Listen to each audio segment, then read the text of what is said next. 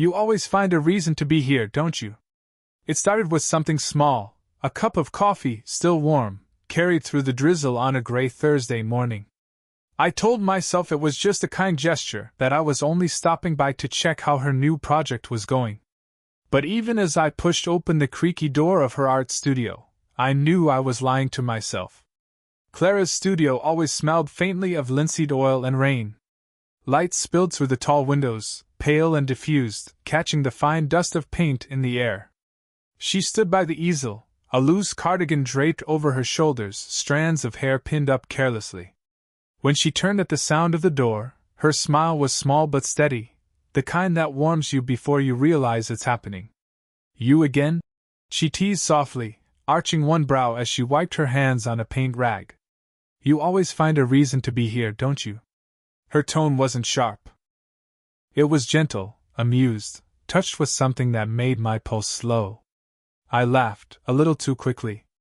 You make it sound like a bad habit. Is it?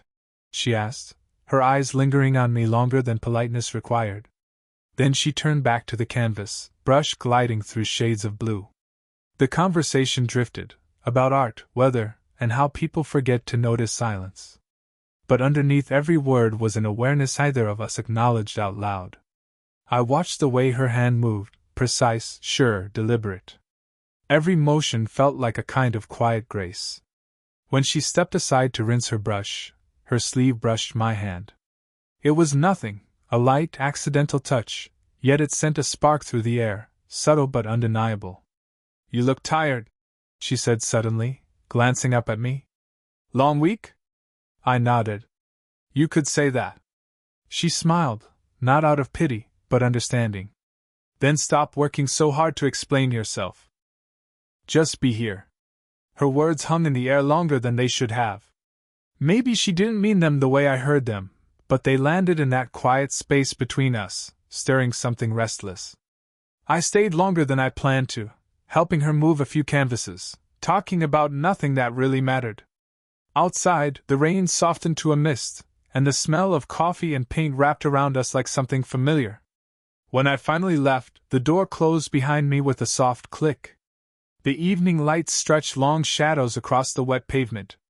I walked to my car slowly, her voice replaying in my head, that teasing line that had felt like a question and a warning all at once. You always find a reason to be here, don't you? She was right. I did. And as I sat in my car with the engine off, watching the raindrops chase each other across the windshield, I realized I wasn't coming for the art anymore. I was coming for her. The next time I saw her, I had a screwdriver in one hand and an excuse in the other. Clara had mentioned, almost in passing, that one of her studio windows didn't close properly. It was nothing urgent, but it was enough of a reason to return, to hear her voice again, to step into that space that somehow felt steadier than the rest of my week. When I knocked, she opened the door halfway, surprised but not displeased. You again, she said with that same teasing lilt, though her eyes softened as they met mine. Let me guess, you just happened to be in the neighborhood with a toolbox? Something like that, I said, holding it up like proof. You said the latch sticks? She shook her head, smiling as she stepped aside to let me in. You really can't help yourself, can you? The studio looked different this time, afternoon light spilling across the floor, brushes soaking in jars, a record playing faintly in the corner. She perched on a stool while I worked by the window. I could feel her gaze now and then, like a quiet pulse at the edge of my attention. So, she said after a while, is this your hobby? Fixing things that don't need fixing? I glanced back, grinning. I like making things work. She murmured, tilting her head. Maybe you just like being needed. Her words slipped under my skin before I could laugh them off. She wasn't wrong. There was a truth in them I didn't want to face. As I fiddled with the latch, I noticed her sketchbook open on her lap. Lines curved and crossed, forming shapes I didn't recognize. I leaned closer. Is that you? She interrupted, her lips curving. I blinked. Me? Don't look so surprised, she said, smiling now. You were focused. People don't realize how honest their faces are when they're trying too hard. I didn't know what to say. The sound of rain starting up outside filled the pause between us. She rose from the stool and came closer to inspect my work, her shoulder brushing mine as she leaned toward the window. The contact was brief, skin against fabric, warmth through distance, but it left me completely still. There, I said finally, clearing my throat. Fixed. She smiled, eyes still on the latch. It was never really broken. We both laughed softly, though neither of us moved away. For a moment, the sound of her laugh mixed with the rain tapping against the glass, and the air felt thick with something fragile and new. When I left that evening, she followed me to the door. Thank you, she said quietly. For this. I nodded, but as I walked to my car, I knew what she meant wasn't about the window. It was about the silence we'd shared, the small kindness between us that was beginning to feel like something deeper, something we were both pretending not to name. You said, it was her message that broke the rhythm of my week, short, almost hesitant. Would you have time to help me with something at the gallery? I must have read it 3 times before replying. She'd never texted me first before. I told myself it was nothing, that she just needed an extra pair of hands, but my heart didn't quite believe that story. The gallery was quiet when I arrived, all white walls and echoing footsteps. Clara was standing on a ladder, arranging one of her canvases, a few strands of hair falling loose against her neck. She looked softer there, smaller against the wide space. When she saw me, her face lit with surprise, then something like relief. You came, she said.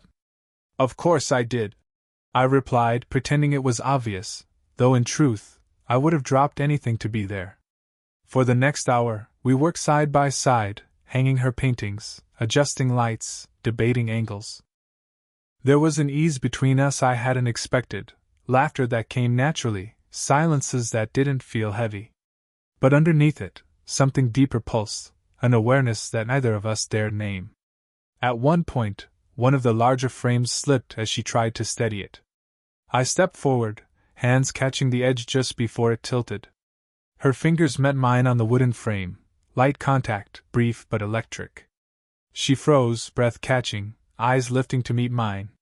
The world seemed to pause there, no sound, no movement, just that stillness between us. She smiled first, a little flustered, a little brave. Good reflexes, she murmured. Instinct, I said quietly. Couldn't let it fall. Her gaze lingered a moment too long, then dropped back to the canvas. We didn't talk about it again, but we both knew something had shifted, like a curtain slightly drawn aside. When the setup was done, we sat on the gallery floor surrounded by empty boxes and half-drunk coffee cups. The city noise outside felt distant. She leaned her head back against the wall, closing her eyes for a moment. I almost didn't text you, she said suddenly. Why not? I didn't want to bother you. I wasn't sure if I should. I turned to look at her. You can always call me Clara. You could ask me for anything. Her eyes opened, soft but searching. You really mean that? I nodded, and she smiled, small, genuine, touched with something tender. We stayed there for a while longer, not needing to fill the silence. There was comfort in it, the quiet rhythm of shared breath, the faint hum of the lights above us. As we left, she stopped at the door. Thank you, she said, her voice low, almost shy. I smiled back. You don't have to thank me for showing up. And as I walked into the night air, her words, and the warmth in them, followed me home, like a light I couldn't quite put out. It was raining again the evening I showed up at her studio. I hadn't planned to go. I told myself I'd just drive past, maybe see if the lights were on. But when I saw that faint golden glow behind the rain-streaked windows, something in me turned the wheel before my head could argue. She opened the door wearing a soft gray sweater, sleeves pushed up, her hair pulled back loosely. Paint dotted the edge of her wrists like freckles. Her smile appeared before her words did. You always find a reason to be here, don't you? I exhaled a laugh, water dripping from my hair. Maybe I just like the sound of the rain on your windows. She shook her head but didn't move aside immediately. Her gaze lingered, warm, a little weary, but welcoming. Then she stepped back, and I crossed the threshold, shaking off the chill. The studio was bathed in that golden lamplight again, and the smell of paint and rain mixed into something almost nostalgic. She was working on a canvas, a large one, muted tones of blue and amber blending into something that looked like dusk.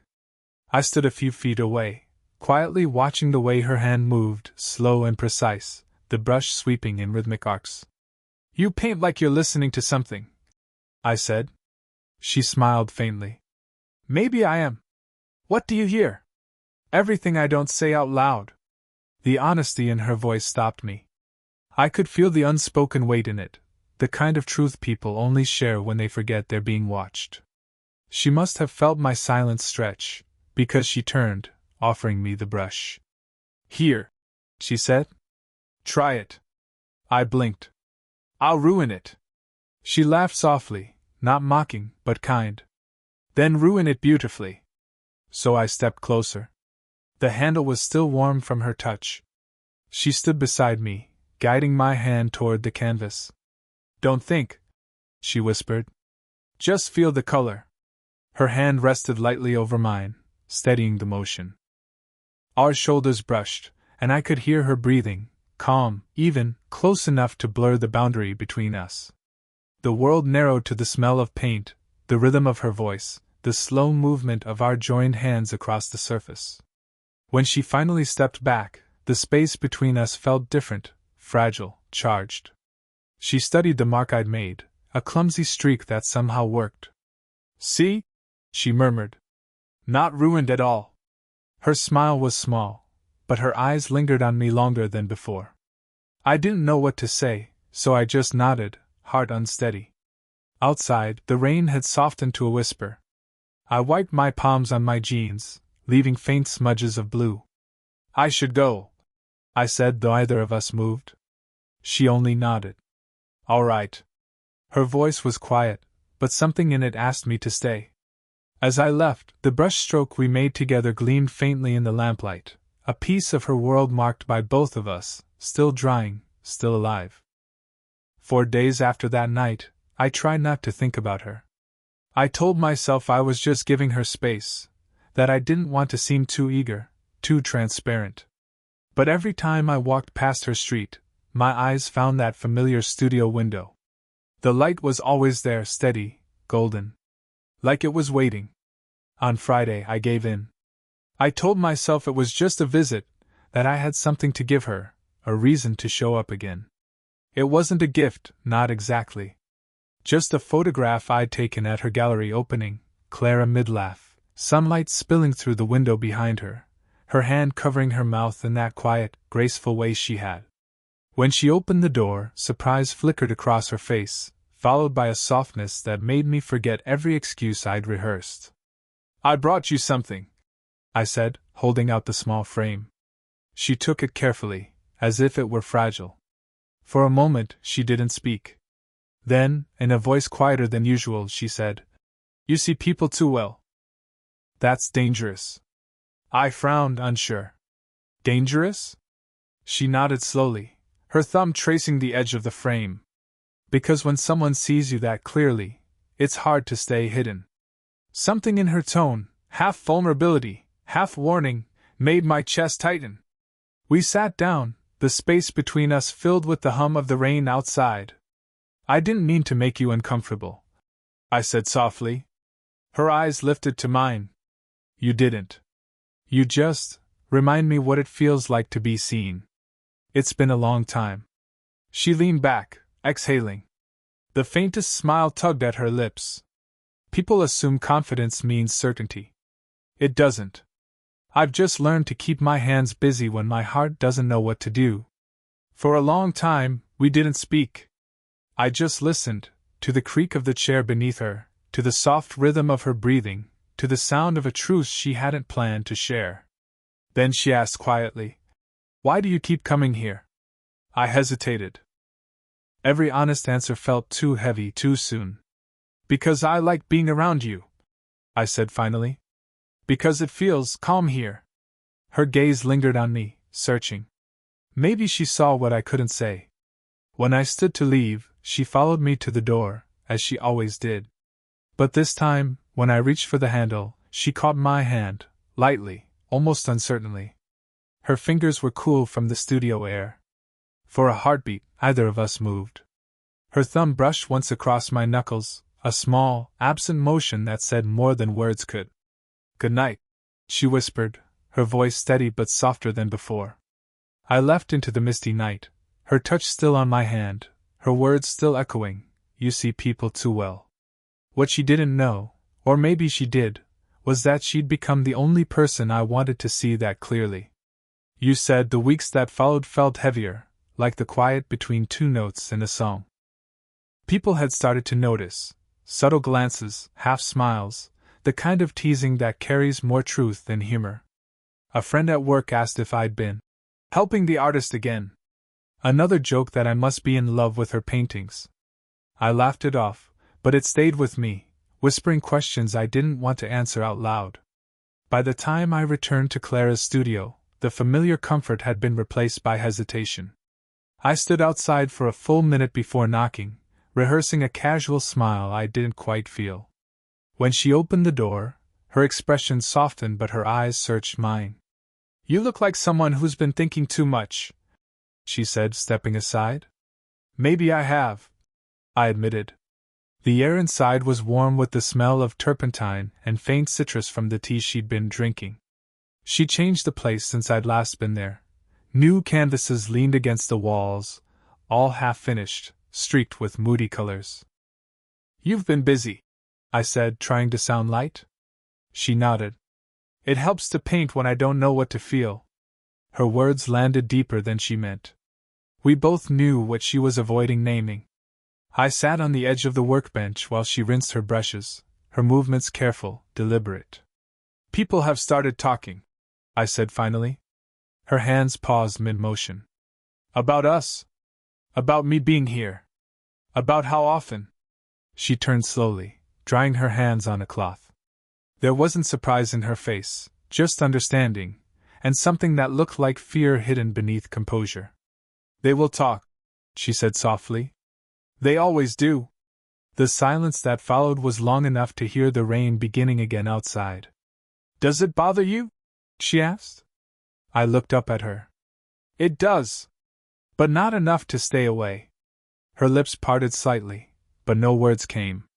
Then she crossed the room and stood a few feet in front of me. Her expression was unreadable, caught between reason and something more fragile.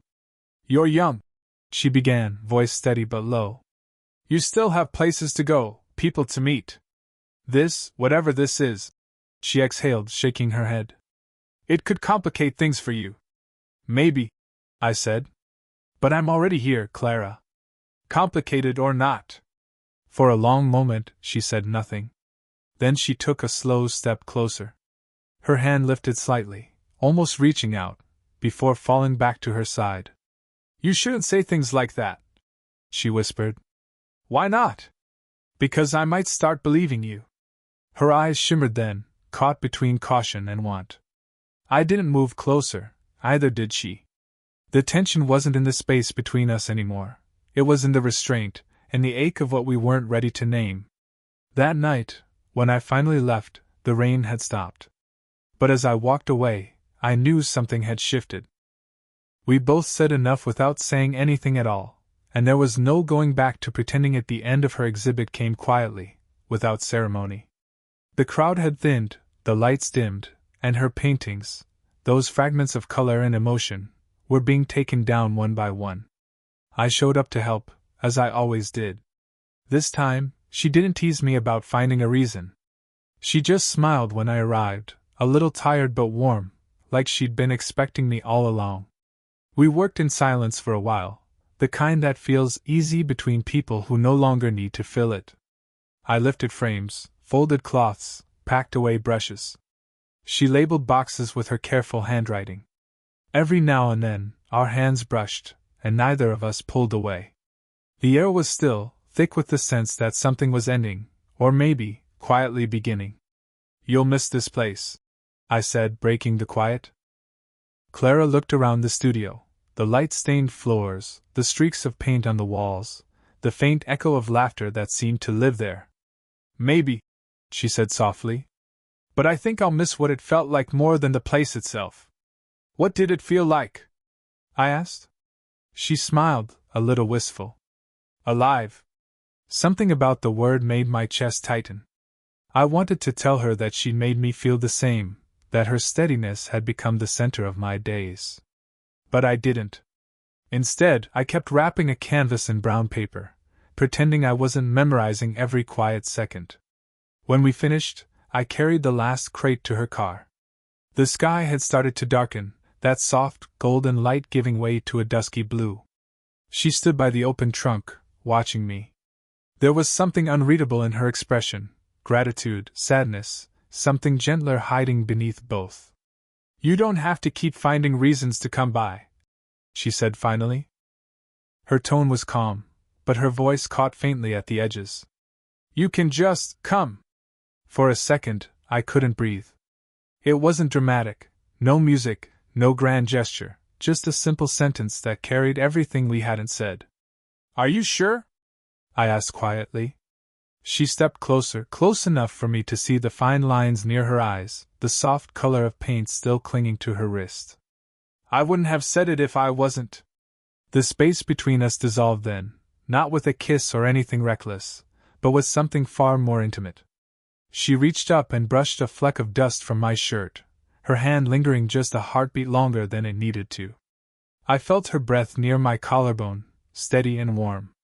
We stood there like that for a long moment, two people who had spent months circling around unspoken truths, now finally standing still.